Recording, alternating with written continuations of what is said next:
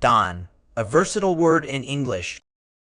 The English language is full of surprises, and today we're exploring a word that packs quite a punch in its small frame. Don. Word type: Don functions as both a noun and a verb in English, offering versatility in its usage. Meaning: as a noun, Don refers to a senior member of a university, particularly at Oxford or Cambridge. It can also mean a high-ranking member of a crime organization, especially in the mafia. As a verb, to don means to put on a piece of clothing or an accessory. Word history: the word don has an interesting etymology. The noun form comes from the Latin dominus, meaning lord or master. It entered English through Spanish, where don is a respectful title. The verb form, however, is a contraction of do on, literally meaning to do on or put on, dating back to the 14th century. Antonyms. For the verb form, antonyms include doff, remove, or take off.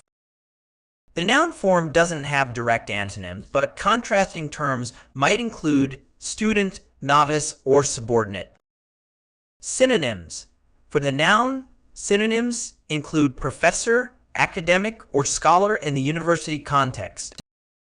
In the crime context, synonyms include boss, kingpin, or godfather. For the verb, synonyms include put on, wear, or dress in.